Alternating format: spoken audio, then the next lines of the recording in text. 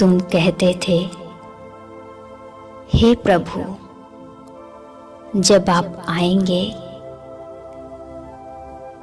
हम आपके सिवाय और किसी को भी याद नहीं करेंगे। अब वे कहते हैं, मैं आ गया हूं।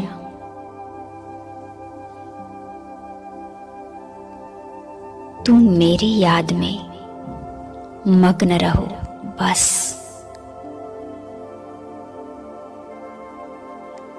तुम्हारे लिए सब कुछ मैं करूंगा। तुम मगन रहकर तो देखो। तुम्हारी सारी जवाबदारी मैं उठाता हूं।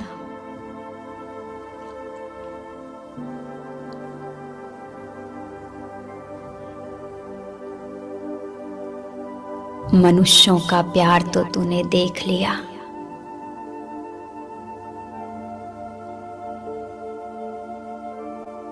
अब डूब जा प्यार के सागर में। अपने प्यार की रस्सी मुझसे बांध ले।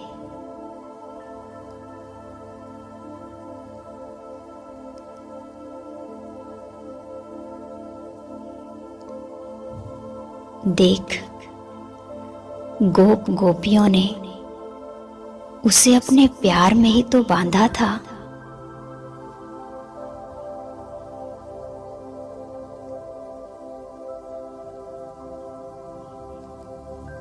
मग्न हो जाओ उसके प्यार में।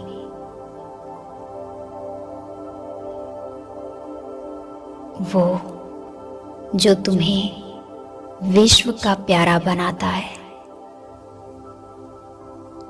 खो जाओ उसके स्वरूप में।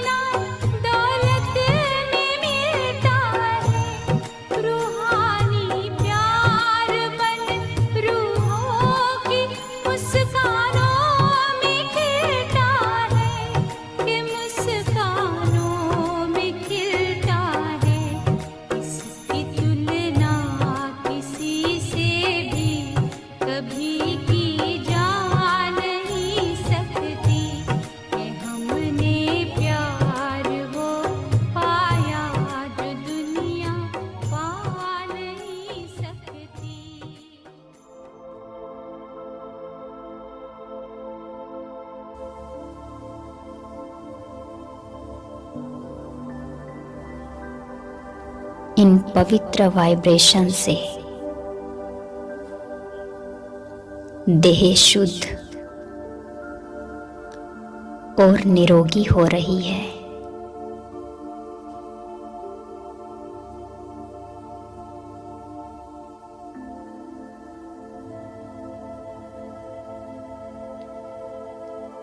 मैं इस देह में विराजमान फरिश्ता हूं।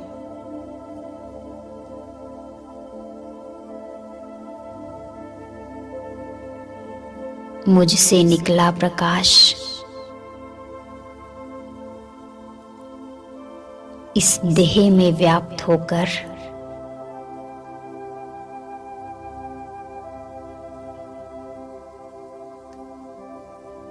इसी आकार के सूक्ष्म शरीर का निर्माण कर रहा है। मेरे अंग अंग से चारों ओर दिव्य प्रकाश फैल रहा है।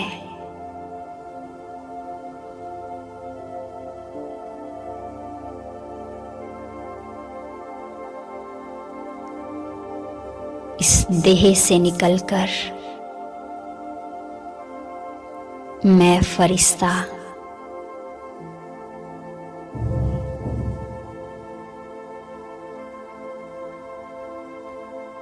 अंतरिक्ष में स्थित हो जाता हूं।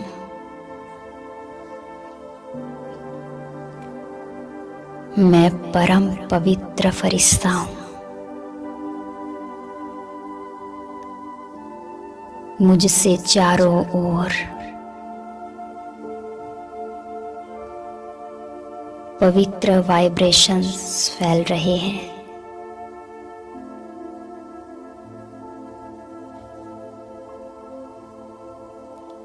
संपूर्ण प्रकृति पावन हो रही है।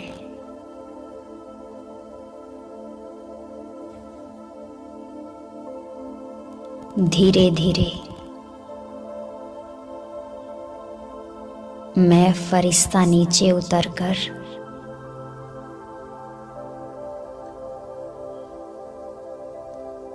इस देह में प्रवेश कर रहा हूं।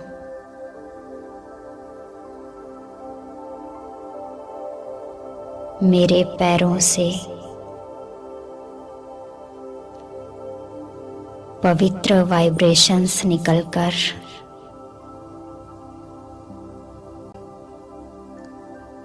संपूर्ण पृथ्वी में व्याप्त हो रहे हैं और पृथ्वी को पावन कर रहे हैं।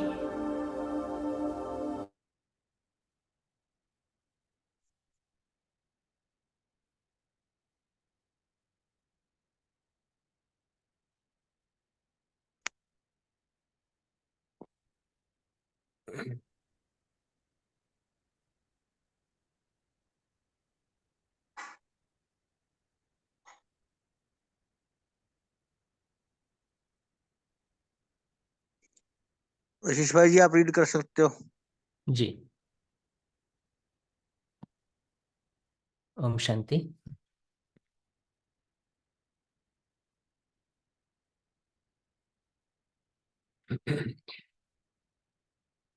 आज के अव्यक्त मुरली की तारीख है 1 दिसंबर 78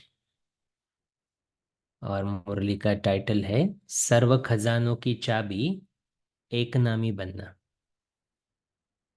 सर्व खजानों की चाबी एक नामी बनना। वे मुरली की स्टार्ट ही कितनी सुंदर है।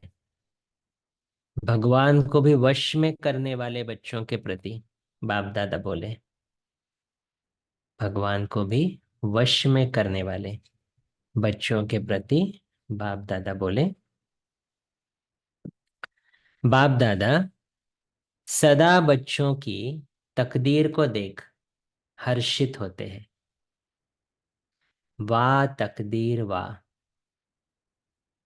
ऐसी श्रेष्ठ तकदीर जो बाप को भी अपने स्नेह संबंध से निराकार से साकार बना लेते हैं। आवाज से परे बाप को आवाज में लाते हैं। स्वयं भगवान को जैसे चाहे वैसे स्वरूप में लाने के मालिक को सेवाधारी बना लेते हैं। बाप के सर्व खजानों के अधिकारी बनने की व बाप को स्वयं पर समर्पण कराने की चाबी बच्चों के हाथ में है। जस्ट ये लाइन 2-3 बार भी अगर पढ़े, कितना नशा चढ़ेगा कि सबसे पहले तो हम में इतनी ताकत है जो भगवान को भी हम निराकार से साकार बना देते। फिर बाप के सर्व खजानों के अधिकारी बनने की व बाप को स्वयं पर समर्पण कराने की चाबी बाबा कहते बच्चों के हाथ में है। तो जिसके हाथ में ऐसी चाबी हो, उनसे श्रेष्ठ और कोई हो सकता है? एक सेकंड प्रश्न पूछे अपने आप से, क्या मुझसे श्रेष्ठ कोई हो सकता है? जो भगवान को भी मैंने सेवाधारी बना लिया, भगवान को भी नीचे खींच लिया, अपने जैसे स्वरूप में उसको लाया, और बाप को भी स्वयं पर समर्पण कराने के लिए यहां पर उसको बुलाया। तो बाबा कहते जिसके हाथ में ऐसी चाबी हो, उनसे श्रेष्ठ और कोई हो सकता है? ऐसी चाबी को संभालने वाले नॉलेजफुल और सेंसिबल बने हो। देखो अभी चाबी तो मिल गई, लेकिन अभी कौन सी 2 क्वालिटीज चाहिए संभालने के लिए? नॉलेजफुल, मेरे पास चाबी है। सेंसिबल, चाबी को यूज कैसे करना है। चाबी तो बाप ने दे दी, जिस चाबी द्वारा जो चाहो 1 सेकंड में प्राप्त कर सकते हो। जब रचता सेवाधारी बन गए, जब रचता, भगवान रचता सेवाधारी बन गए, तो सर्व रचना आप श्रेष्ठ आत्माओं के आगे सेवा के लिए बांधी हुई है। जब आसुरी रावण अपने साइंस की शक्ति से प्रकृति अर्थात तत्वों को आज भी अपने कंट्रोल में रख रहे हैं, तो आप ईश्वरीय संतान, मास्टर रचता, मास्टर सर्वशक्तिवान के आगे ये प्रकृति और परिस्थिति दासी नहीं बन सकती। अपने साइलेंस की शक्ति में, अपने साइलेंस की शक्ति को अच्छी तरह से जानते हो। वह बहुत शक्तियां मिलने के कारण उनके महत्व को भूल जाते हो। चेक करें हम सभी अपने आप को, क्या मैं जानता हूं मुझ में साइलेंस की शक्ति है? क्या जानने के बाद उसको यूज कर सकता हूं जब समय मिले तब, जब जरूरत हो तब?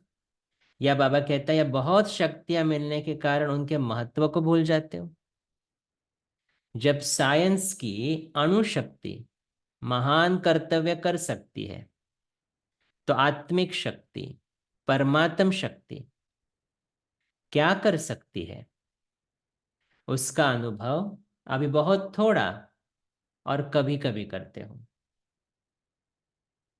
परमात्म शक्ति को अपना बना सकते, रूप परिवर्तन करा सकते, तो प्रकृति और परिस्थिति का रूप और गुण परिवर्तन नहीं कर सकते? भगवान को नीचे खींचने की ताकत है मुझ में, वो मेरे पे समर्पण जाए इतनी शक्ति है मुझ में। रचता को सेवाधारी बनाने की शक्ति है, तो बाबा कहते हैं जो रचना है प्रकृति और परिस्थिति, क्या उसका रूप और गुण परिवर्तन नहीं कर सकते? तमोगुणी प्रकृति को स्वयं की सतोगुणी स्थिति से परिवर्तन नहीं कर सकते हैं? सभी चेक कर रहे हैं अपने आप को, क्या मैं प्रकृति, तमोगुणी प्रकृति के अधीन होता हूं या मुझ में ताकत है उसको परिवर्तन करने की? परिस्थिति पर स्वस्थिति से विजय नहीं पा सकते हैं? तो ऐसे मास्टर रचता शक्तिशाली बने हो, ऐसे मास्टर रचता शक्तिशाली बने हो। जो परिस्थिति में रचना चाहूं, जैसे प्रकृति रचना चाहूं, क्या मैं रच सकता हूं या उसके अधीन होता हूं? तो बाप दादा बच्चों की श्रेष्ठ प्राप्ति को देख यही कहते, एक एक बच्चा ऐसी श्रेष्ठ आत्मा है जो एक बच्चा भी बहुत कमाल कर सकता है। तो इतने क्या करेंगे? एक एक बच्चा कमाल कर सकता, तो इतने क्या करेंगे?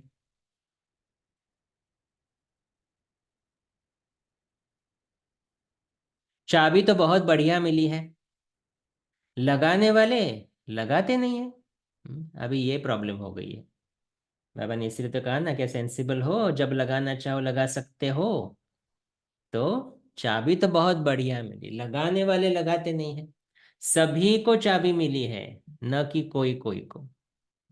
नए पुराने छोटे बड़े सब अधिकारी है। जैसे आजकल की दुनिया में भी स्वागत अर्थात कोई गेस्ट की रिसेप्शन करते हैं तो सीटी की चाबी देते हैं ना। तो बाप दादा ने भी हर बच्चे के रिसेप्शन में बच्चों को स्वयं की और खजाने की चाबी आने से ही दे दी है। कौन सी चाबी मिली है? बाप को यूज करने की और बाप के खजाने यूज करने की। तो स्वयं की और बाबा कहते खजानों की चाबी आने से ही दे दी है। ऐसी जादू की चाबी जिससे जिस शक्ति का आवाहन करो वो शक्ति स्वरूप बन सकते हो। 1 सेकंड में इस जादू की चाबी द्वारा जिस लोक में जाना चाहो उस लोक के वासी बन सकते हो। तो हम चेक करें अपने पास चाबी है कि नहीं। 1 सेकंड में सत्युग में जाकर आए। 1 सेकंड ले लो और देखो सत्युग का नजारा। महसूस करो मेरा वो देवता स्वरूप।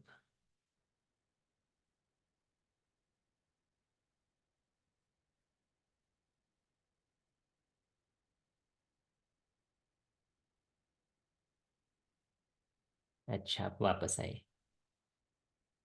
तो अभी चेक करें, चाबी घुमा सके जिस लोक में चाहो, जिस वतन में चाहो, जिस रूप में चाहो जा सकते हैं। तो 1 सेकंड में इस जादू की चाबी द्वारा जिस लोक में जाना चाहो उस लोक के वासी बन सकते हो। जिस काल को जानना चाहो उस काल को जानने वाले रूहानी ज्योतिषी बन सकते हो। तो संकल्प शक्ति को जिस रफ्तार से जिस मार्ग पर ले जाना चाहो उसी रीति से संकल्प शक्ति के अधिकारी बन सकते हो। देखो अभी जादू की चाबी से क्या क्या हो रहा है। जिस शक्ति का आवाहन चाहिए वो शक्ति स्वरूप बन सकते हैं। जिस लोक में जाना चाहो उस लोक में जा सकते हैं। जिस काल में काल को जानना चाहो त्रिकालदर्शी बने ना, तो उस काल को जानने वाले रूहानी ज्योतिषी बन सकते हैं। संकल्प शक्ति को जिस स्पीड से और जिस रास्ते पर लेकर जाना चाहो, तो बाबा कहते हैं ऐसे संकल्प शक्ति के अधिकारी बन सकते हो। तो इतनी पावर है चाबी में। तो बाबा फिर पूछ रहा है ऐसी चाबी काम में क्यों नहीं लगाते? महत्व को नहीं जाना है क्या? किनारे रखने के संस्कार इमर्ज हो जाते हैं। इतनी ब्यूटीफुल चाबी मिली है, इतनी पावरफुल चाबी मिली है, तो बाबा कहते यूज करो ना। लेकिन हमारे संस्कार कौन से इमर्ज हो रहे हैं? किनारा रखने के। अच्छी चीज को संभाल कर किनारे रखते हैं ना कि समय पर काम में लाएंगे। लेकिन बाबा के खजाने कब यूज करने हैं? बाबा कहते लेकिन ये चाबी हर समय कार्य में लाओ। इसे तो 2 क्वालिटीज बाबा ने बताई ना, नॉलेजफुल और सेंसिबल। तो जब भी हम भूल जाते दुखी हो जाते, माना नॉलेज चली गई कि मेरे पास खुशी का खजाना है, या फिर उस वक्त कभी कभी नॉलेज होते हुए भी हम रो रहे हैं, मतलब सेंसिबल नहीं, हम यूज नहीं कर पा रहे उसको। चाबी लगानी कैसी है, चाबी कहाँ पर है वही मालूम नहीं। तो इसलिए बाबा कहते इतनी इंपॉर्टेंट चाबी है तो ये चाबी हर समय कार्य में लाओ। चाबी लगाओ और खजाना लो। इसमें इकोनॉमी नहीं करो। इसमें इकोनॉमी नहीं करो, लेकिन एक नामी बनो। खजाने यूज करने में इकोनॉमी नहीं, लेकिन बाबा कहते एक नामी बनो। एक नामी बनना ही चाबी को लगाने का तरीका है। मेरा तो एक शिव बाबा, दूसरा ना कोई। एक नामी बनना ही चाबी को लगाने का तरीका है। तो ये करने नहीं आता। आजकल तो चाबी साथ रखने का फैशन है। सौगात में भी किचन देते हैं। तो ये संभालना मुश्किल लगता है क्या? कोई भी कर्म शुरू करने के पहले जैसा कर्म वैसी शक्ति का आवाहन। कोई भी कर्म शुरू करने के पहले जैसा कर्म वैसी शक्ति का आवाहन, तो इस चाबी द्वारा करो। तो हर शक्ति आप मास्टर रचता की सेवाधारी बन सेवा करेगी। आवाहन नहीं करते हो, लेकिन कर्म की हलचल में आवाहन के बजाय आवागमन के चक्र में आ जाते हो। हाँ? बाबा कहते शक्ति का आवाहन नहीं करते हो, लेकिन हलचल में आवाहन की बजाय आवागमन के चक्र में आ जाते हो। कौन सा है आवागमन का चक्र? अच्छा बुरा, सफलता असफलता, इस आवागमन के चक्र में आ जाते हो। कल संडे की मुरली में बाबा ने कहा ना, ये अगर समझना पता नहीं होगा कि नहीं, मैं सफल नहीं हो पाया तो, नहीं हुई तो, ये सब कमजोरी के संकल्प क्या है? माया का आवाहन कर रहे हैं। तो सभी अच्छा है, सफलता मेरा जन्म सिद्ध अधिकार है, तो ये शक्ति का आवाहन करेगा। लेकिन कमजोरी का संकल्प क्या करेगा? माया का आवाहन। तो बाबा कहते हैं आवागमन के चक्र, राइट रॉन्ग का चक्र, अच्छा बुरा, सफलता असफलता, इस आवागमन के चक्र में आ जाते हो। आवाहन करो अर्थात मालिक बन, ऑर्डर करो। आवाहन करो अर्थात मालिक बन, ऑर्डर करो। ये सर्व शक्ति आपकी भुजाओं के समान है। आपकी भुजाएं आपके ऑर्डर के बिना कुछ कर सकती है? ऑर्डर करो, सहन शक्ति कार्य सफल करो। ऑर्डर करो, सहन शक्ति कार्य सफल करो, तो देखो सफलता सदा हुई पड़ी है। ऑर्डर नहीं करते हो, लेकिन क्या करते हो जानते हो? ऑर्डर के बजाय डरते हो। कैसे सहन होगा, कैसे सामना कर सकेंगे व नहीं कर सकेंगे, तो इस प्रकार का डर ऑर्डर नहीं कर सकता है। सहन शक्ति है मालूम है, लेकिन फिर भी ऑर्डर नहीं कर पा रहे, क्योंकि ये व्यर्थ संकल्प बहुत चल रहे हैं। तो माया का क्या कर रहे हैं हम लोग? माया का आह्वान कर रहे, शक्ति का नहीं कर रहे हैं। इसलिए तो कल बाबा ने कहा ना, कल की मुरली में भी आया था, ये पूरा वर्ष कैसे मनाना है? माया को विदाई देने का वर्ष। तो ये डरने के जो संकल्प है, पता नहीं होगा कि नहीं, कैसे सहन होगा, कैसे सामना कर सकेंगे, बाबा कहते इस प्रकार का डर ऑर्डर नहीं कर सकता। तो अब क्या करेंगे? डरेंगे वो ऑर्डर करेंगे? क्या करेंगे? सभी चेक करें अपने आप को। बाबा देखो क्या कह रहा है फिर, महाकाल के बच्चे भी डरे तो और कौन निर्भय होंगे? कालों का काल महाकाल, उसके हम बच्चे, तो हम भी कौन हो गए? एक्चुअली मास्टर महाकाल हो गए ना। तो बाबा वही कहता है कि अगर महाकाल के बच्चे भी डरे तो और कौन निर्भय होंगे? तो हर बात में निर्भय बनो।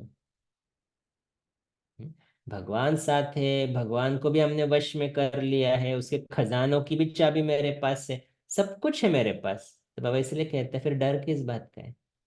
हर बात में निर्भय बनो। अलबेले और आलस्यपन में निर्भय नहीं बनना, मायाजित बनने में निर्भय बनो। कल भी ये पॉइंट आया था मुरली में। आपस में निर्भय नहीं बनना है, माया के ऊपर बाबा कहते माया जीत बनने में निर्भय बनो। तो सुना जादू की चाबी? क्या मिला है सबको? जादू की चाबी मिली है। तो बाबा कहते हैं सौगात को संभालना सीखो और सदा कार्य में लगाओ। सौगात को संभालना सीखो, लेकिन बाबा ने आज क्या कहा? किनारे नहीं रखना है उसको, क्योंकि इतनी इंपॉर्टेंट चाबी है। तो अगर इसको किनारे नहीं, इसको हरदम यूज करना है। जब भी कोई परिस्थिति आए, बाबा की चाबी को उस यूज करो, खजाने को, मतलब चाबी से खजाना खोलो और यूज करो। इसलिए बाबा कहते सौगात को संभालना सीखो और सदा कार्य में लगाओ। अच्छा, ऐसे श्रेष्ठ तकदीरवान रूहानी शक्ति स्वरूप मास्टर रचता प्रकृति और परिस्थितियों को अधिकार से विजय पाने वाले सदा विजयी बच्चों को बाप दादा का याद प्यार और नमस्ते। और हम रूहानी बच्चों की रूहानी बाप दादा को याद प्यार, गुड इवनिंग और नमस्ते। वाह बाबा वाह, शुक्रिया बाबा शुक्रिया। तो 1 मिनट साइलेंस में सभी बैठेंगे, फिर उसके बाद शुक्रिया भाई जी, क्वेश्चन। आपका बहुत बहुत शुक्रिया भाई जी। अभी 1 मिनट साइलेंट रहेंगे, फिर भाई जी आप होस्ट करना, आप होस्ट कर सकते हो। जी।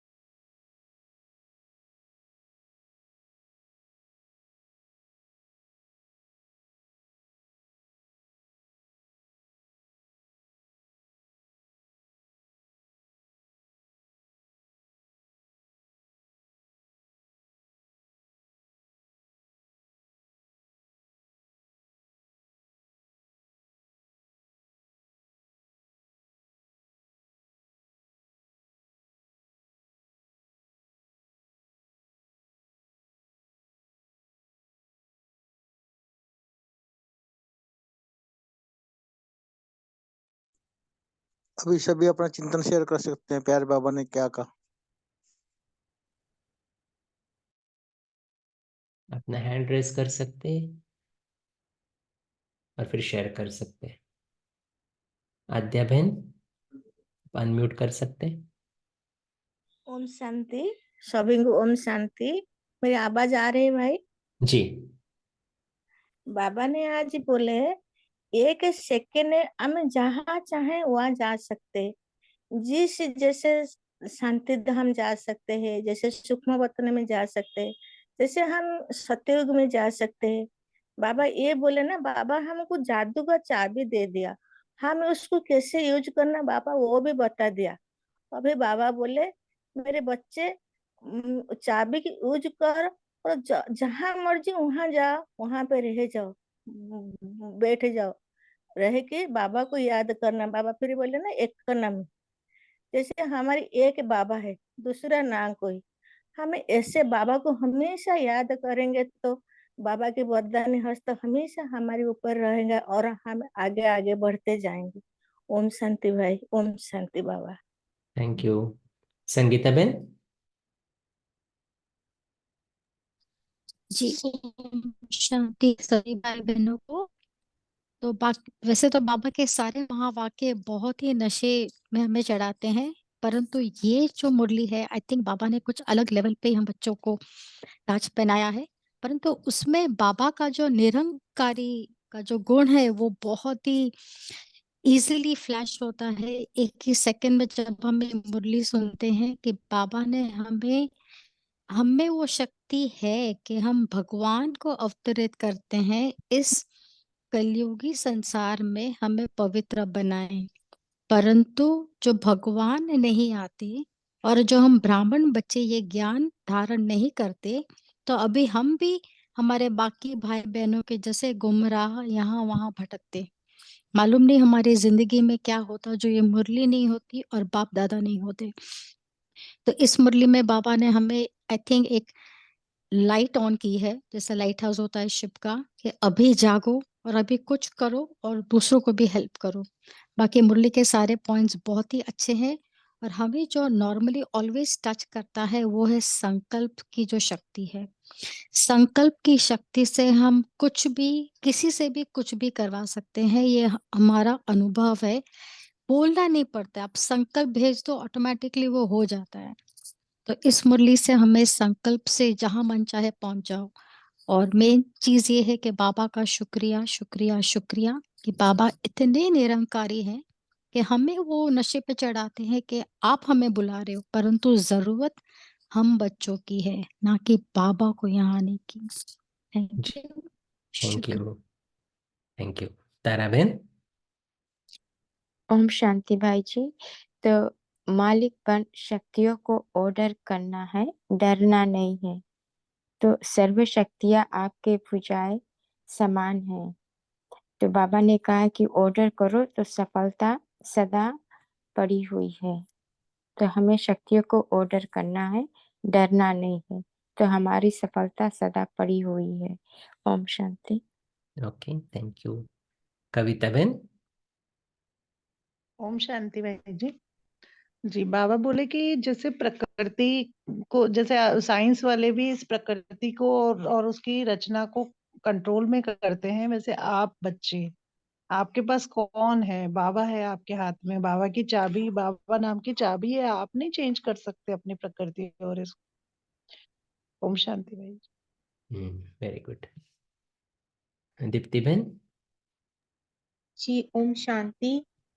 तो आज बाबा ने कहा कि अपनी स्वस्थिति से आप परिस्थिति को नहीं चेंज कर सकते। तो बाबा ने जो चाबी दी है उसको यूज करके जो शक्ति, जो गुण जब जरूरत हो, नॉलेजफुल और सेंसिबल बन के उस चाबी को यूज करो और अपनी स्वस्थिति को इतना ऊंचा उठाओ कि आपकी स्वस्थिति परिस्थिति को चेंज कर दे, ना कि परिस्थिति आपके ऊपर हावी हो जाए। ओम शांति। ओके, कापी बहन। ओम शांति। हम जब भी कहते हैं ऑल दिस टाइम कहते रहते हैं कि वाह मेरा भाग्य वाह, तो आज बाबा हमें याद दिला रहे हैं कि बच्चों की कितनी अच्छी तकदीर है। वाह तकदीर वाह, कि हमने भगवान को खुद इस तरह पर लाने के लिए मजबूर कर दिया। ऐसे हम सर्वशक्तिवान हैं। तो बाबा बोलते हैं आपकी तकदीर है, इसे कभी भूलना नहीं है कि स्वयं भगवान हमारा जो मालिक है, रचता है पूरी सृष्टि का, उसको हमने सेवाधारी बना लिया। वो हमारी सेवा में हाजिर है, तो हम क्या कर नहीं सकते। सिर्फ एक चाबी ही चाहिए ना, तो वो है बाबा को सर्व समर्पण करना, एक बाबा को याद करना। ये चाबी हमें भूलना नहीं है। और बाबा ने कहा है कि साइंस वाले, उनके पास साइंस की शक्ति है, उसकी वजह से वो लोग कितना कंट्रोल कर रहे हैं, कितना कुछ कर रहे हैं। तो क्या आप ईश्वर की संतान हो, और वो भी मास्टर सर्वशक्तिवान आपके साथ है, आप में वो सारी शक्तियां हैं, तो आप क्या कुछ कर नहीं सकते। ओम शांति। नशा चढ़ाने वाली मूवी। ओम शांति। आशु बहन।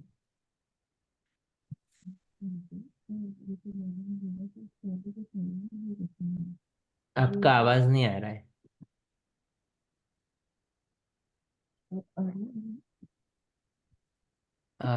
आप ब्लूटूथ यूज कर रहे हो क्यों?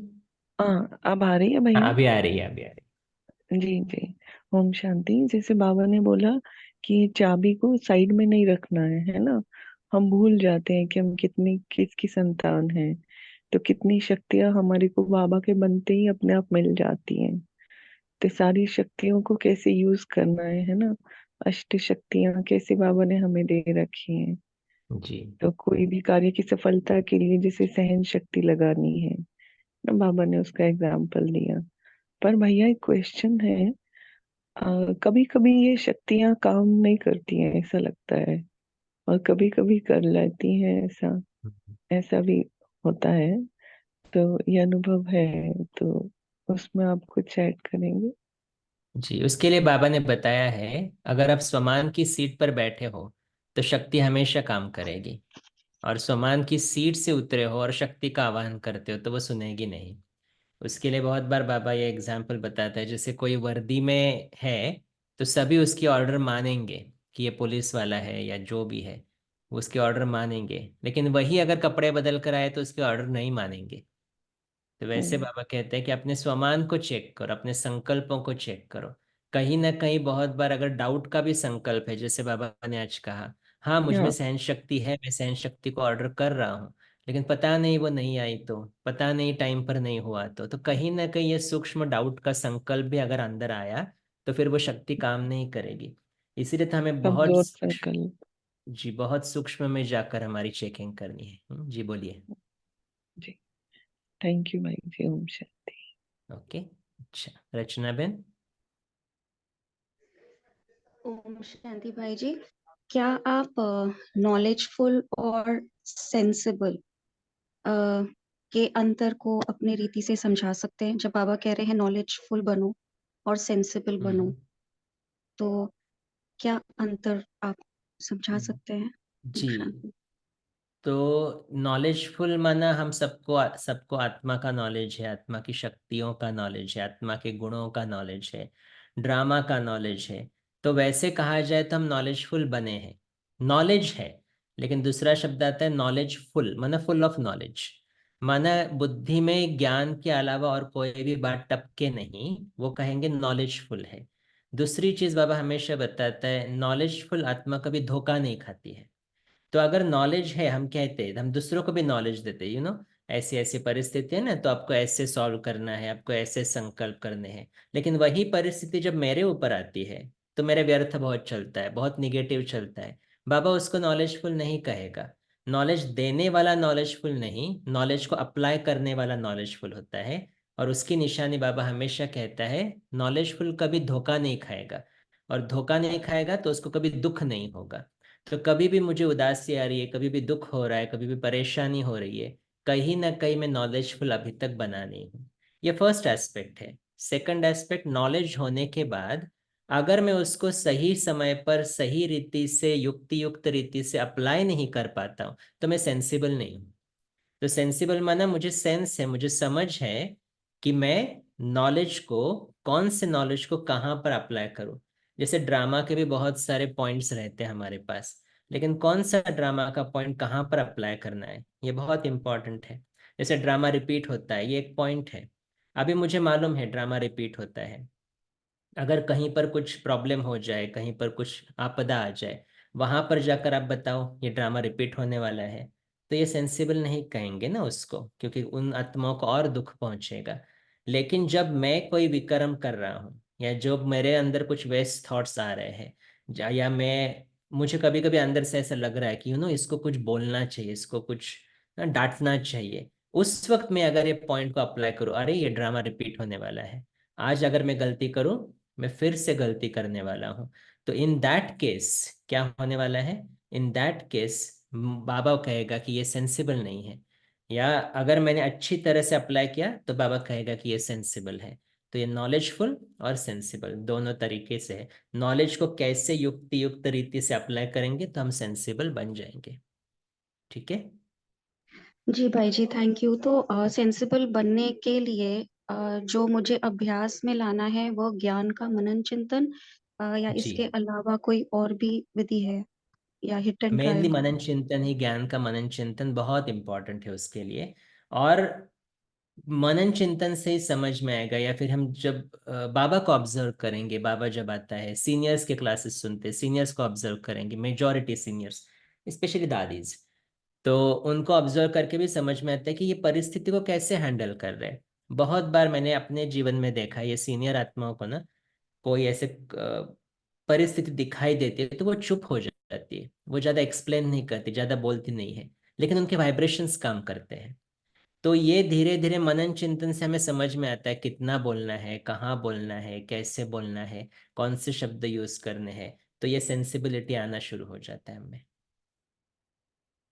ओके जी, जी, thank you so much. Neelam बहन,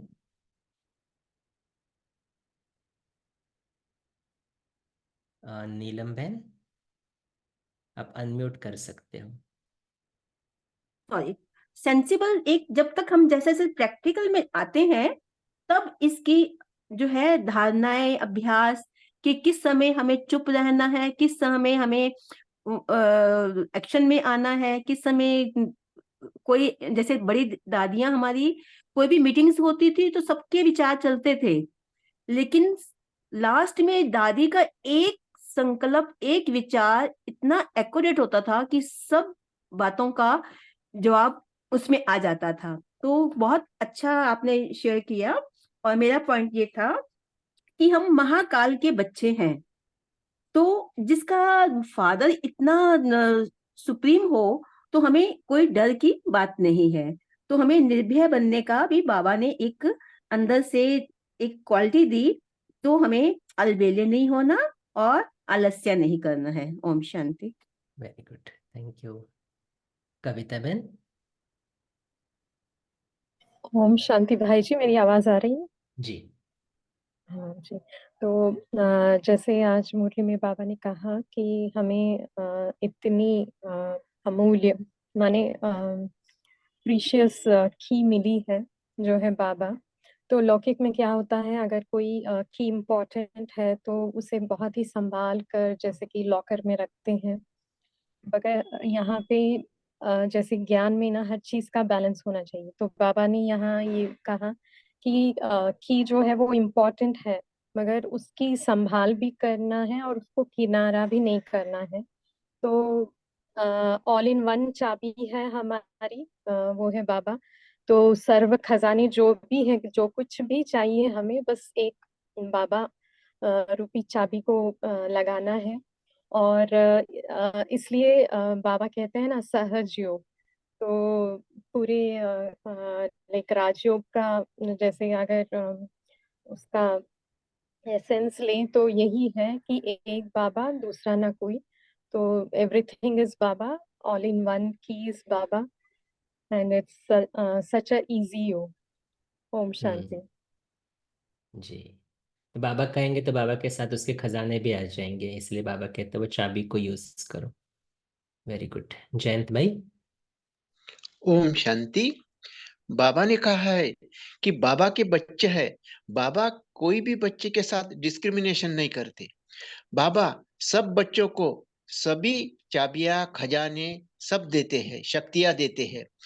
लेकिन हम कौन से पुरुषार्थ में हैं और हम उसका कैसा यूज करते हैं, ये बाबा ने बोला है कि आप वो खजानों शक्तियों उसका ऐसा यूज करो कि जैसा बाबा ने कहा है वो श्रीमत फॉलो करो, और श्रीमत फॉलो करने के बाद आपको ज्ञान आएगा और आप उसका यूज कर सकेंगे। ओम शांति। जी, थैंक यू, थैंक यू। और किसी को कुछ शेयर करना है? टाइम है हमारे पास 10 मिनट। दीप्ति बहन। जी ओम शांति।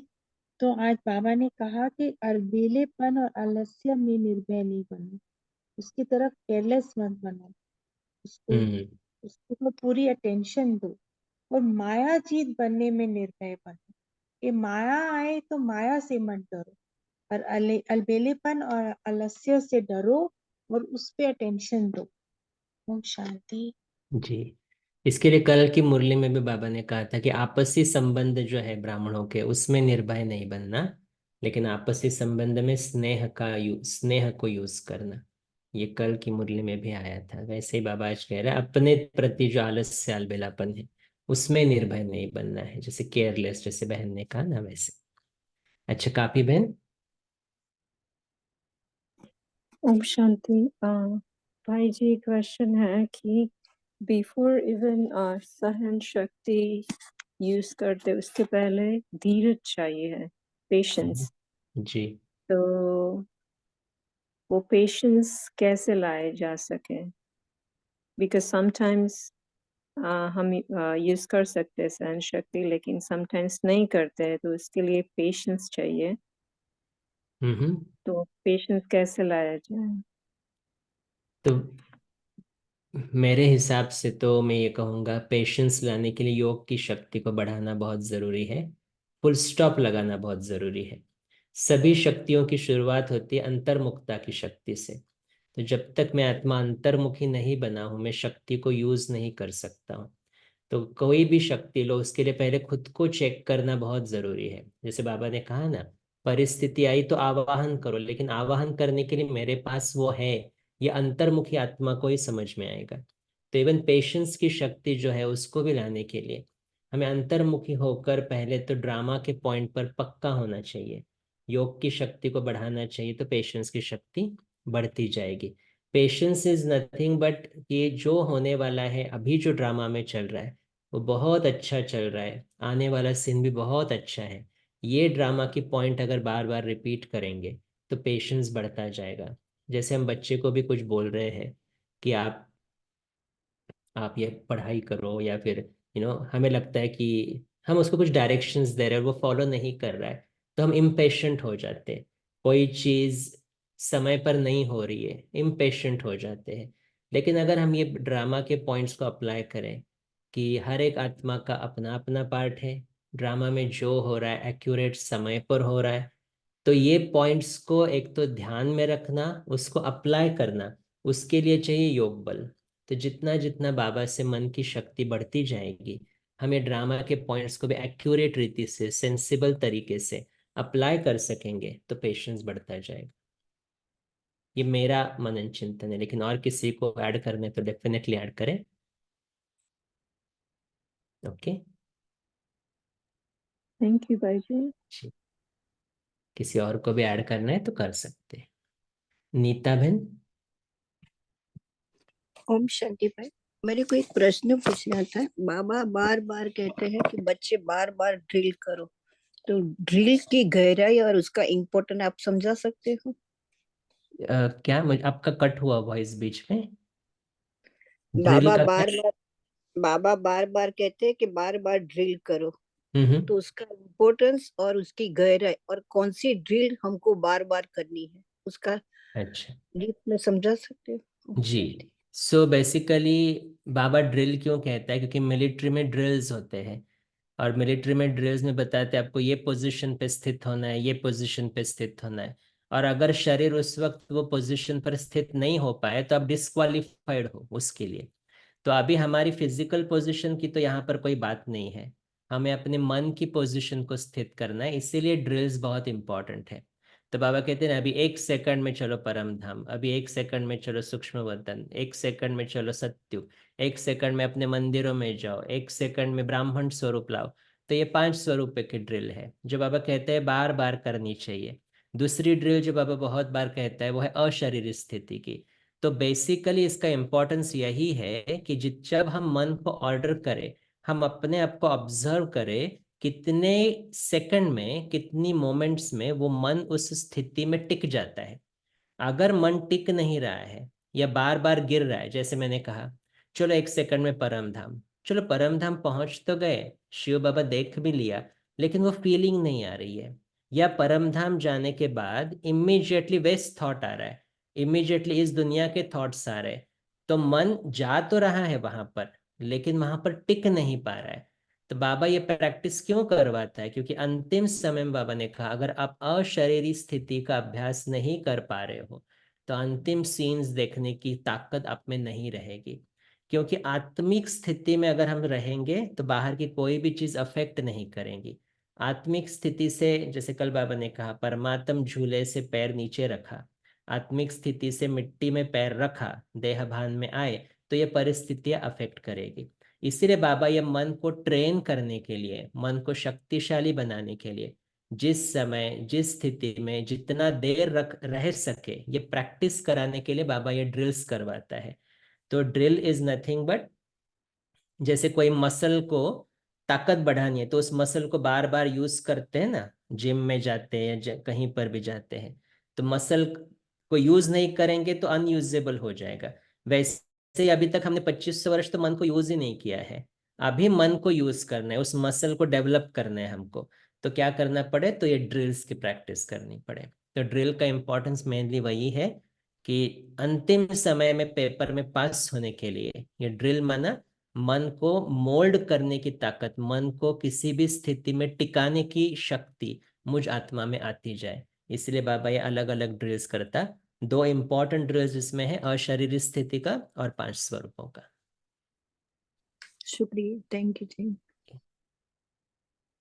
अच्छा, 4 मिनट है, और किसी को कुछ शेयर शुक्रिया करना भाई है? जी, आपका बहुत बहुत। अभी जी हम भाई जी, तो कापी बहन का जो था पेशेंस कैसे रखे, तो एक प्रैक्टिकल अनुभव, जो हम कभी भी वो धैर्य या धीरज नहीं रखते हैं तो उसका परिणाम क्या होगा, उसके कॉन्सिक्वेंसेस क्या होंगे, उससे जो हम वाकिफ हो जाते हैं, तो वो समय जो है, वो परिस्थिति या धीरज रखे, वैसे घर हो कि ऑफिस हो किसी की या बच्चों हो, तो उसमें हम जो उसके कॉन्सिक्वेंसेस का जो हम सोचते हैं, तो शायद वो धीरज कहा जाता है, चुप रहे।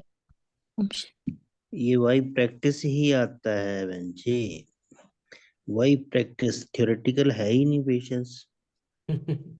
जी जी एग्जैक्टली। आप जितना डील करेंगे घर में, जितने लोगों से डील करेंगे, जितनी ज्यादा आप आपका वास्ट लोगों से डीलिंग होगी, तो आप उतने पेशेंस अपने आप को पता लग जाएगा कब कब करना है। ये थ्योरेटिकल है ही नहीं। जितना परिवार बड़ा होगा, देखो आप, उनमें पेशेंस ज्यादा होता है। तो छोटे परिवार में पेशेंस कम है। ये सारा बाई प्रैक्टिस है। ओम हमारा शांति। पूरा ज्ञान प्रैक्टिस का ही है। थैंक यू भाई जी। अच्छा ओम शांति। सभी अभी पोल का आंसर दे सकते हैं, उसके बाद भाई जी हमें होमवर्क भी देंगे और 10 मिनट गुड नाइट योग भी कराएंगे।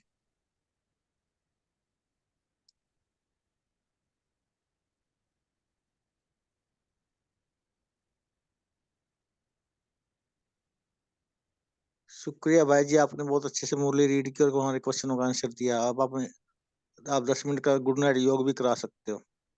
अच्छा 10 मिनट करना है। हाँ जी भाई जी, आप बहुत अच्छे से कराते हो। वैसे भी हम आपका ही करते हैं, जो आजकल आप साथ श्याम बच्चों का अमृत वेले का करवा रहे हो, बहुत अच्छा करवाते अच्छा हो आप। ओके हाँ जी, ठीक ठीक है भाई, थैंक यू भाई जी। है ओके। तो 10 मिनट योग करते हैं अभी।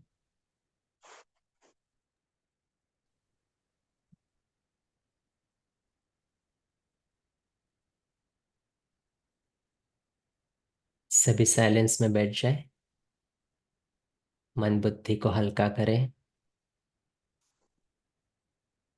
और अपने आत्मिक स्थिति में स्थित हो जाए। मैं शांत स्वरूप आत्मा हूं।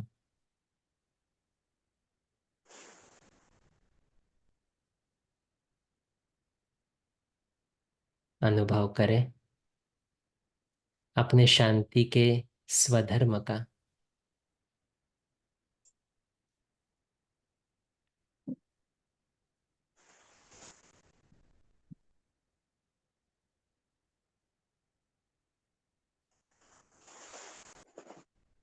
शांति के सागर शिव पिता की मैं संतान अब 1 सेकंड में उड़ चलती हूँ परम धाम,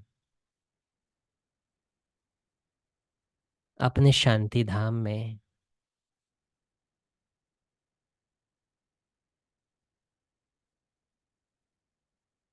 पहुंच जाए शिव बाबा के सम्मुख। शांति का वो सागर, शांति की अनंत किरणें मुझ आत्मा पर बरसा रहा है।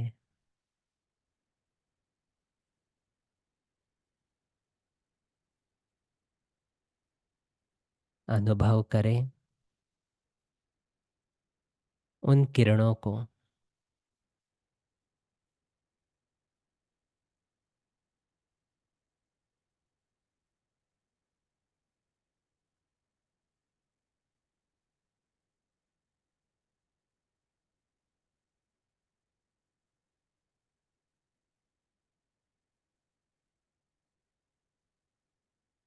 ये शांति की किरणें मेरे अंदर समा रही है,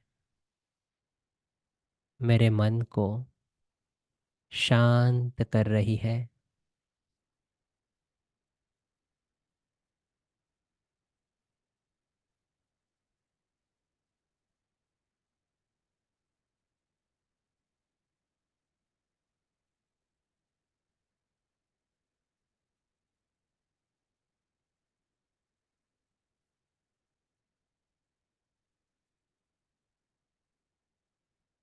इसी शांत मन की स्थिति में मैं आत्मा अपनी जीवन की यात्रा को देखता हूँ। बचपन से लेकर आज तक कितनी सारी आत्माएं मेरे जीवन में आई और उनके साथ मेरे कर्मों के हिसाब किताब बने।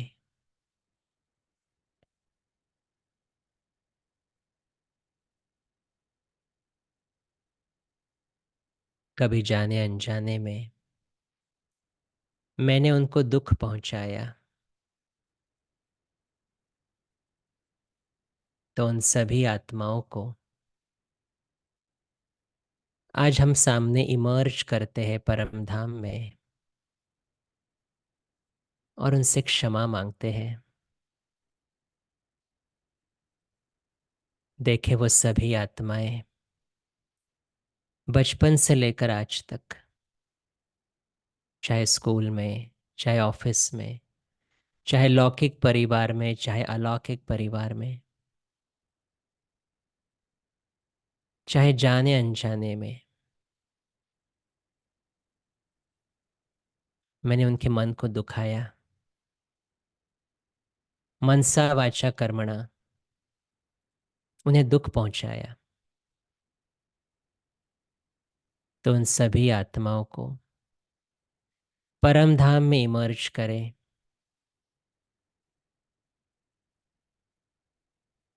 देखे अपने सामने आत्माओं की लाइन लग रही है।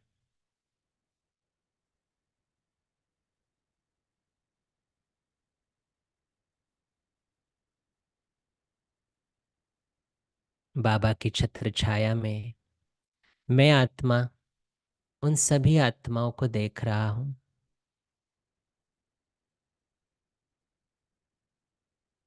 और दिल से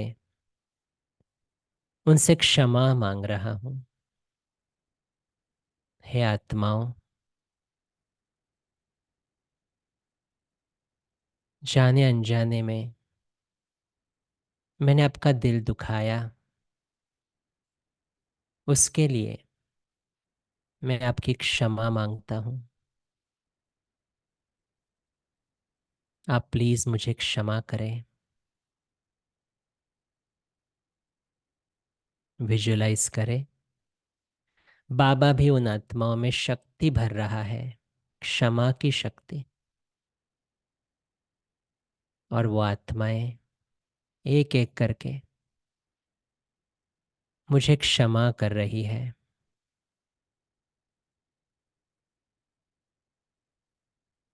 जैसे जैसे वो क्षमा करते, वो आत्माएं वहां से गायब हो रही है। देखे सभी आत्माएं एक एक करके मुझे क्षमा करके वहां से गायब हो रही है। अब मेरे सामने कोई नहीं है। इस जन्म में जो भी अकाउंट्स मैंने क्रिएट किए थे, वो बाबा की किरणों के नीचे क्षमा मांग के मैंने चुकतू कर दिए।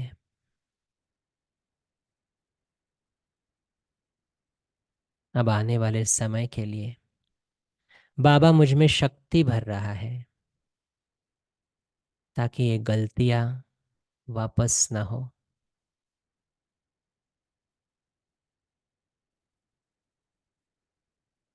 अगर मैंने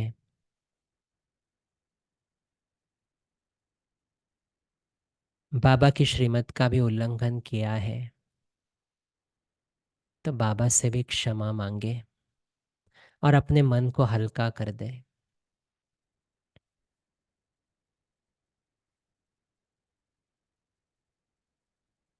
बाबा तो क्षमा का सागर है, भोलानाथ है। मुस्कुराते हुए मुझ आत्मा में शक्ति भरते हुए वो भी मुझे क्षमा कर रहा है।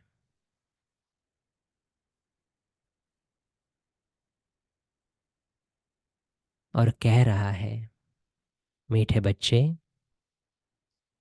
जो बीता उसे याद नहीं करो, लेकिन आने वाले समय के लिए अपने ऊपर अटेंशन रखो।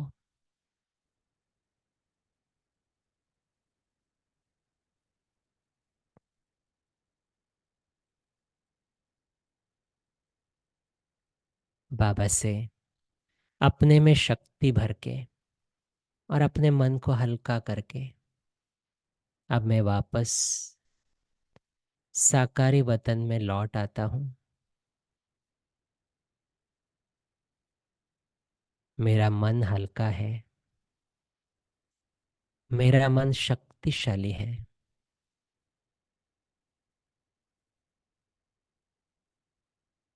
आज के इस दिन के लिए मैं भगवान का, प्रकृति का, सभी आत्माओं का धन्यवाद करता हूँ।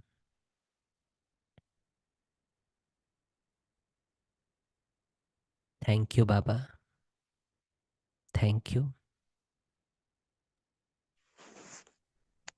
शुक्रिया शांति। बाबा, शुक्रिया भाई जी, शुक्रिया सभी आत्माओं का इस कॉल में जुड़ने के लिए। ओम शांति, good night. Thank you thank you आशीर्वाद। थैंक यू भाई जी, आपने ओम शांति। बहुत ही अच्छा योग करा। बहुत थैंक सुंदर, यू सो बहुत सुंदर। मच।